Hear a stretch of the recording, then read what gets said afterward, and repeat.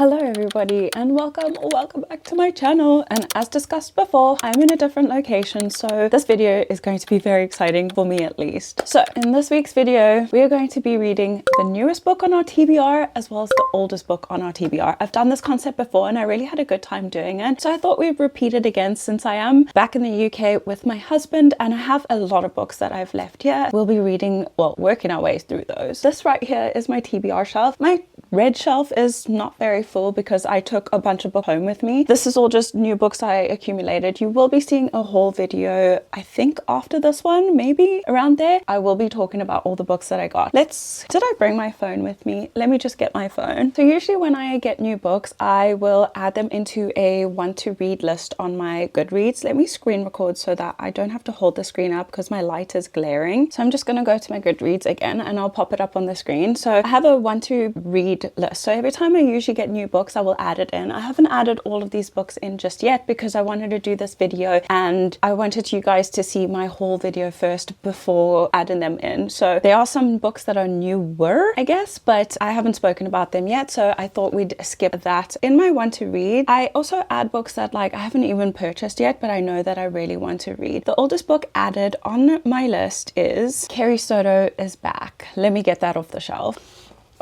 Here we have it. So this book actually has a 4.2 rating, which is pretty good. But I bought this, I want to say in 2023, and I've just left it here. And I have a love-hate relationship with Taylor Jenkins Reid. As you know, I've read a few of her books and I only liked Seven Husbands of Evelyn Hugo and Daisy Jones and the Six. Those are only two books. So I was very, very hesitant to start this book. So it's just been sitting here. And also I hate the font size in these books. It's tiny and I find it quite tedious to read because she is very verbose and very descriptive, and I feel like it's very character driven as well. And if you've watched my channel before, you'll know that character driven books are not always my favorite. So this is the oldest book we have here. It says, no, actually I said I added in 2023, but I'm pretty sure I purchased it in 2023, but it says here it was added on the 9th of January 2024, which is a while ago. So I think we're finally gonna get to this. The newest book, I thought we'd just add it in because I was gonna add The Prison Healer, which is according to my Goodreads. The Prison Healer, I don't know if you'll be able to see it, is right here, and that was the most recent one that I ordered off Amazon. But this morning I got a little delivery and my husband had ordered me a book that I've wanted for a while and we finally found it. So this arrived literally just this morning. So we have The Last Mrs. Parrish and I've been itching to read this book. I thought it was part of Kindle Unlimited, but it wasn't. So, and sometimes Kindle books are so expensive and I couldn't get my hands on it anywhere in South Africa, so finally got this. And from what I understand, it is kind of similar to The Housemaid by Frida McFadden. I've heard that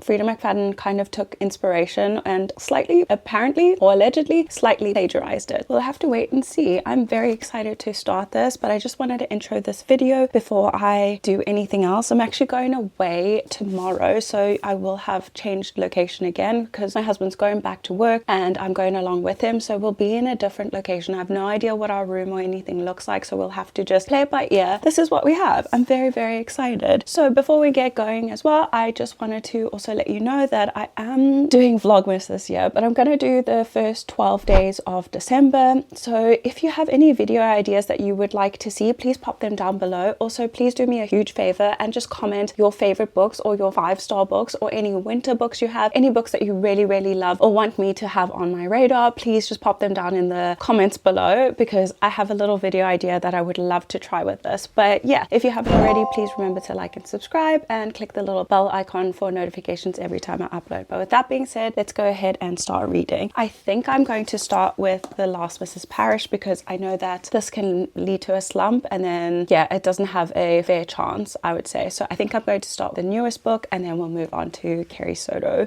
is Back.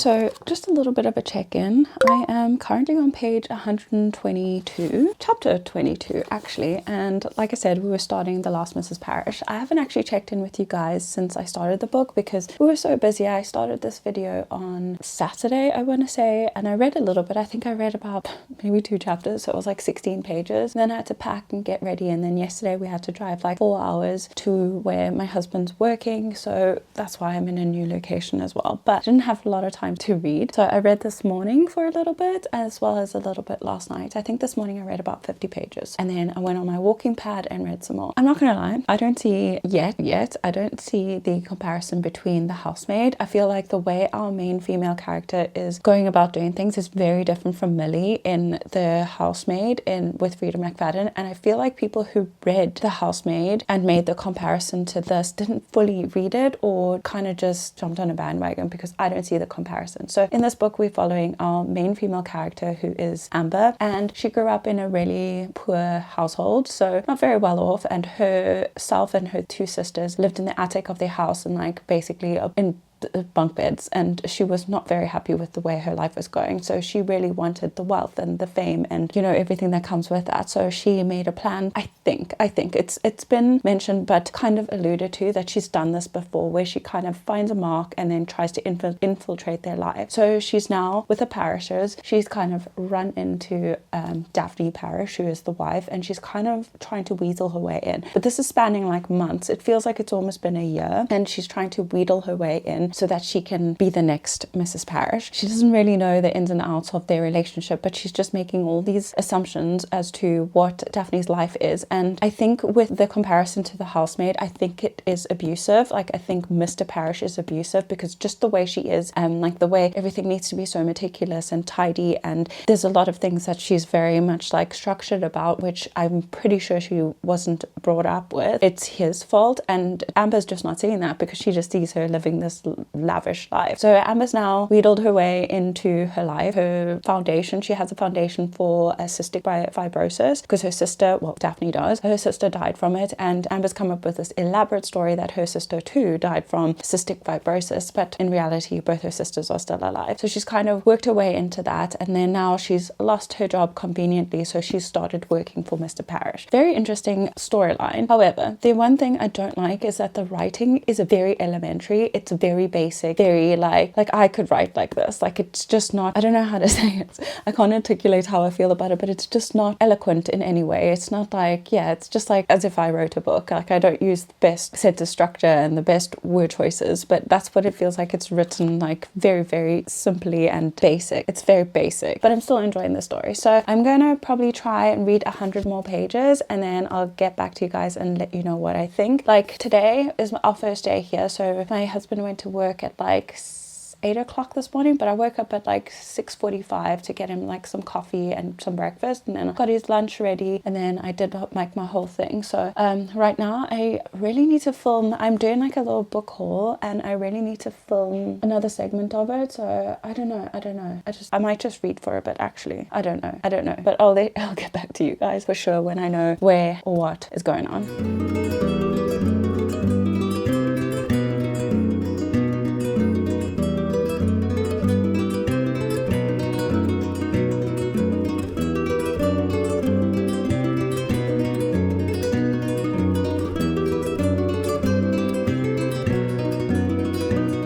Hi, this isn't exactly an update, but I just got to a part in the book where it was the same as The Housemaid. So in The Housemaid, the first one, the wife gives the maid, what was her name again? I said it just the other day, Millie. She gives her a bag of old clothes, and the exact same thing happened in this book. So maybe she did get some inspiration in it, but the full storyline is not the same. Yeah, the part with the theatre is in here, but they go to the theatre quite a lot. It's not like in The Housemaid where it only happens once, and it's only after, I think, the wife, I can't remember if she was out of town or if she had already left. I can't remember, but I feel like something else is going on. I think that Amber thinks that she has the reins and that she has this big bad plan, but I think that Daphne, who is Jackson's wife, Mrs. Parrish, I guess, I think she's got a hand in it, and she actually wants rid of him, so she's kind of pushing her over to Amber, but we'll have to wait and see. But yeah, I'm currently on page 179, so yeah, I don't know if that was relevant, but I thought I'd just say that before I forgot, because I don't have any like sticky tabs or anything here with me right now, so I can't make notes, and I normally do that and then save my check-ins. But yeah, I'm now spotting some similarities. The first half of the story definitely wasn't too similar, especially because Millie was well intended, but Amber is ill intended, really, really bad, and she'll stop at nothing. So yeah, we'll see. Maybe he is abusive, maybe he's not, I don't know, but the story's starting to move very slow for me. It's like a year in the making already where she's trying to overtake Daphne's life. But yeah, we'll see.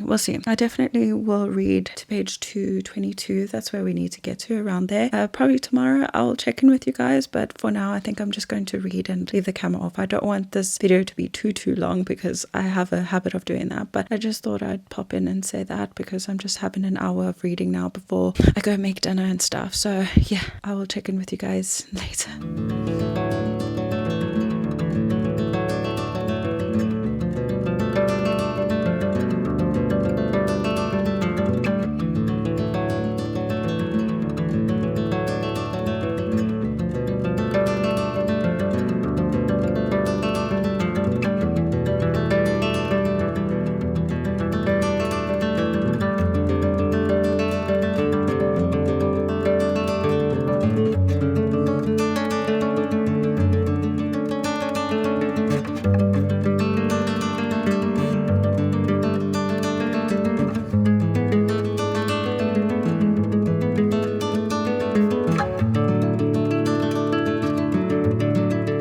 Good morning, friends. So I finished it this morning. It took me really quick to read. I read or I saw on Goodreads that it actually was meant to have like 560 pages, and this one only goes up to like 390, but the book's obviously much larger. So I read it very, very fast, and I really had a good time reading it. I did find similarities to The Housemaid by Frida McFadden. However, it didn't deter from the story. It was different enough for me to enjoy both separately. So I don't think a lot of plagiarism took place as people were saying, but I do get why people think that she got inspiration, because there are little bits, like I said yesterday in my little check-in, just pop in actually, that I had picked up on it, and it was basically verbatim them. But other than that, the story ended up differently. It took a different turn, and obviously our main female character, Amber, she had different intentions than Millie, so I do think that that was a different type of rope in itself. But really, really enjoyed this. I think I'm going to give it a 4-star for purely the enjoyment of the story. The writing, like I said, was very elementary, very basic, but it was still enough for me to keep reading. Last night I got to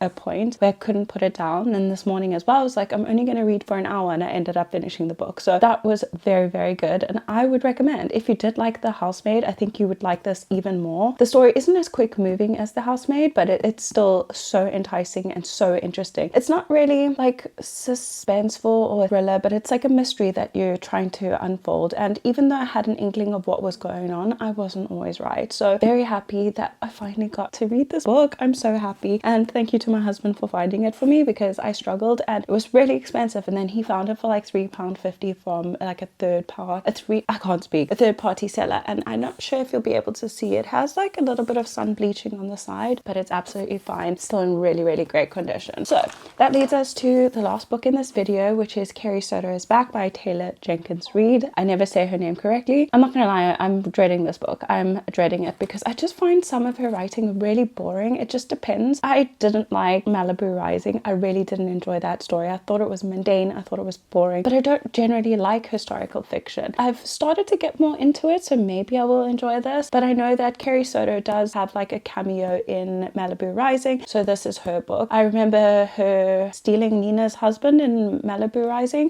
She is a tennis player as far as I know, and she's retiring, but once her record is broken, she comes back and tries to break the other person's record who broke her record, something like that. But apparently it's full of drama, so let's go ahead and see. I'm about to just go for a walk on my walking pad. I still need to just finish my coffee. I just spilled it all over myself. I had some breakfast and I made a coffee, so I just gonna finish my coffee and then we'll go ahead and go on the walking pad, which I won't film because my battery is about to die. So I'm gonna pop that on charge, and then I'll come back to you guys when we're around 100 pages in, I want to say. So yeah, I hope this is a good one. But a 4-star for our first book. Very, very excited about that.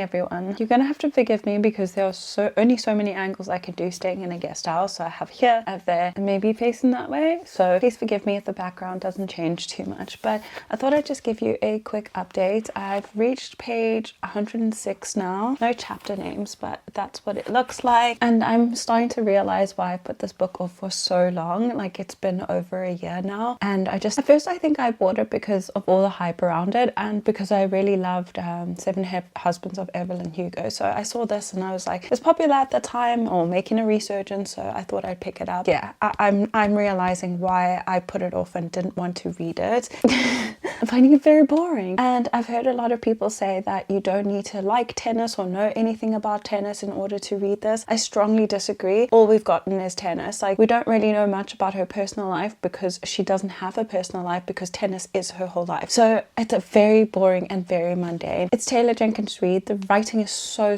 good and it's easy to understand and to read, but it's boring. It's so boring. I have no interest in watching tennis, learning about tennis or anything about tennis. So yeah, I thought we'd get more of like Carrie Soto's life and her love life. We get little glimpses of it, but it's just about tennis. So as I said yesterday, she had the world record for like the most Grand Slams won or something like that, and now someone has basically reached that goal too, and she's coming out of retirement now to take the title back. But everything's just tennis, and that's all that it's about. It goes back to her early years, like just being able to walk and picking up a racket, and then it just moves through the motions of her life. She's currently 37, so it's moved through her whole life over here, just like going through tennis and training and coaching and all of that. So now she's preparing to come out of retirement and take on the title again.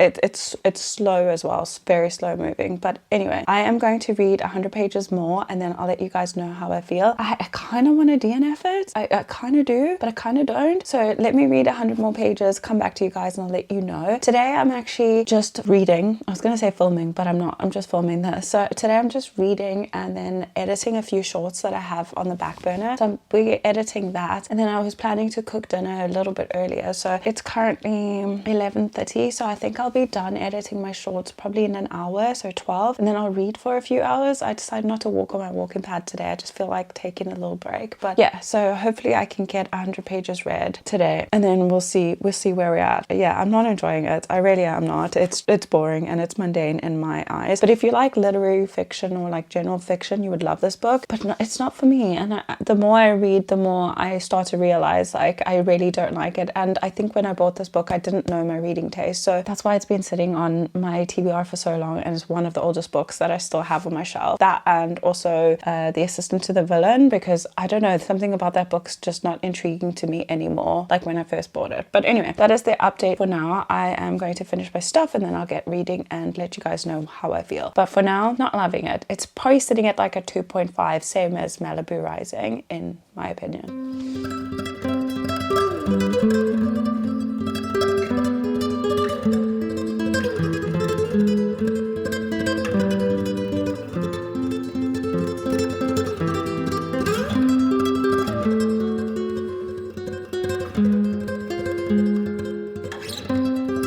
My goodness, it's actually really cold right now, so that's why I'm wearing a dressing gown. But I just got to page 291. I'm so bored.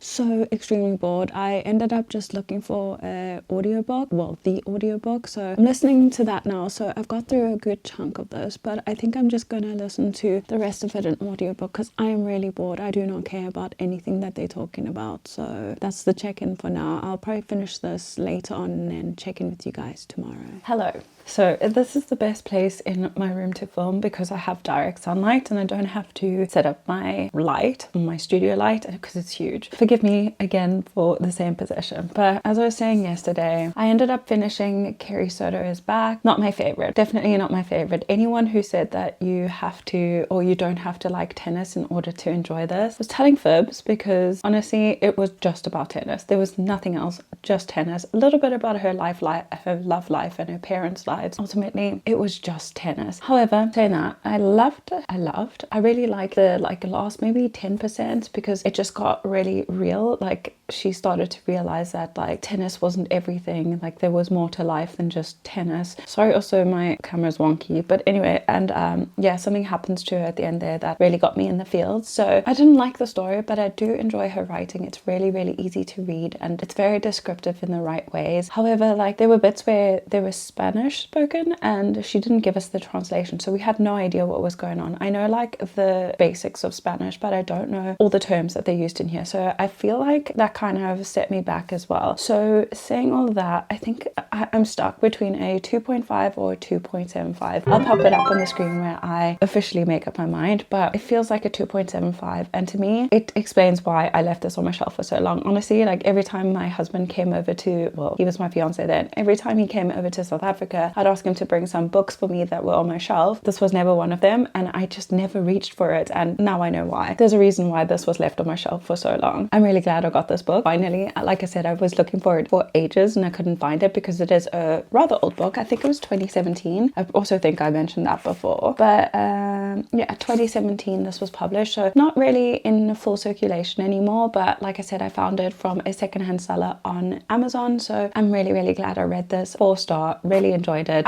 It's more of like a domestic thriller, which usually I don't like, but I really like the storyline with like Amber being a gold digger and all of that, and then also being played by the person she was trying to play. I thought that was great. So 4 stars for this one. Really, really happy. So the newest book, obviously I know my reading taste. The oldest book, I don't think I knew my reading taste at all. But that being said, that brings us to the end of this video. I hope you do consider to like and subscribe if you haven't already, and I'll see you all in my next one.